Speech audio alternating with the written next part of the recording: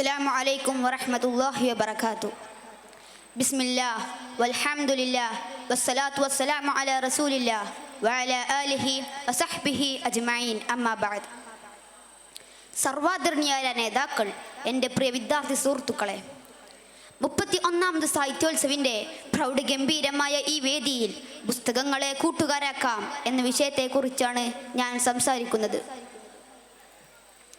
ഒരു പുസ്തകം കീശയിൽ സൂക്ഷിക്കാവുന്ന പൂന്തോട്ടം പോലെയാണ് എന്ന മനോഹരമായ ചൈനീസ് പഴഞ്ചൊല്ല് പുസ്തകങ്ങളിലൂടെയുള്ള വിജ്ഞാന ശേഖരണത്തെ ഭംഗിയായി അവതരിപ്പിക്കുന്നു. ഒരു പുസ്തകമെന്നാൽ കേവലം മഷിയും കടലാസും മാത്രമല്ല, മറിച്ച് ഒരു വായനക്കാരന് ചിന്തിക്കാൻ ഒരുപാട് ആശയങ്ങളും അറിവുകളും പകർന്നു നൽകുന്ന സഹായി കൂടെയാണ്.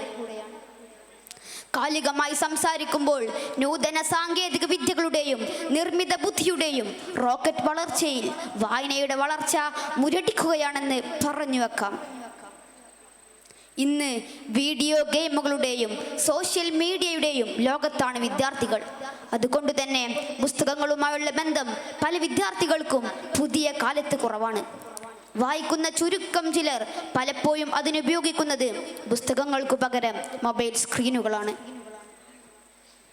വായന ഒരു വിദ്യാർത്ഥിയുടെ ചിന്തയിലും ആശയപ്രകടനങ്ങളിലും വലിയ സ്വാധീനം ചെലുത്തുന്നുണ്ട്. അവനെ നല്ലൊരു മനുഷ്യനാക്കി തീർക്കാൻ സഹായിക്കുന്നുണ്ട്. എക്കാലത്തും ലോകത്ത് പിറവിയെടുത്ത പല മഹാന്മാരും വളർന്നത് വായന എന്ന ആശയത്തെ ഉൾക്കൊണ്ട് ജീവിച്ചതുകൊണ്ടാണ്. ഉദാഹരണമായി നമ്മുടെ ഇന്ത്യയുടെ ആദ്യ പ്രധാനമന്ത്രി ജവഹർലാൽ നെഹ്റു നല്ലൊരു വായനക്കാരനായിരുന്നു. അദ്ദേഹത്തിൻ്റെ ഭരണതന്ത്രത്തിലും എഴുത്തിലും ഇതിൻ്റെ സ്വാധീനം നിറഞ്ഞു നിന്നിരുന്നു. അതുകൊണ്ട് തന്നെയാണ് അദ്ദേഹം ഇന്ത്യ ചരിത്രത്തിൽ തന്നെ ഏറ്റവും നല്ല ഭരണാധികാരിയായി മാറിയത്. നാം ചെറുപ്പം മുതൽ കേൾക്കുന്ന ഒരു വാക്യം ഒരിക്കൽ കൂടി ഓർമ്മിപ്പിക്കട്ടെ: വായിച്ചാലും വളരും, വായിച്ചില്ലെങ്കിലും വളരും, വായിച്ചാൽ വിളയും, വായിച്ചില്ലെങ്കിൽ വളയും എന്ന കുഞ്ഞുണ്ണി മാഷിന്റെ ആപ്തവാക്യം പ്രസക്തമാണ്. ഇന്നത്തെ കാലത്ത് 80% വായിച്ചാൽ മാത്രമേ 10% എഴുതാനും 10% പ്രസംഗിക്കുവാനും കഴിയൂ എന്ന ശാസ്ത്രത്തിന്റെ കണ്ടെത്തൽ ഈ സമയത്ത് നാം ഓർക്കേണ്ടതുണ്ട്. വായന ചിന്താശേഷി വളർത്താൻ മാത്രമല്ല, മറിച്ച് നമ്മുടെ പ്രവർത്തനങ്ങളിലും സ്വാധീനിക്കുന്നുണ്ട്. വായിക്കുന്നവൻ്റെയും വായിക്കാത്തവൻ്റെയും അന്തരം നാം പ്രതീക്ഷിക്കുന്നതിനും അപ്പുറമാണ്. വായിക്കുന്നവൻ്റെ ഹൃദയം പുതിയ അറിവിന് വേണ്ടി തുടിക്കുമ്പോൾ, വായിക്കാത്ത ഹൃദയം കൊട്ടിയടക്കപ്പെട്ട വാതിലിനെ പോലെ ശൂന്യ അവസ്ഥയിലാണ്. വായന ഹൃദയത്തിന് ഭക്ഷണമാണ്. അത് പുതിയ അറിവുകളും പുതിയ ജീവിതങ്ങളും നമുക്ക് പകർന്നു തരുന്നു.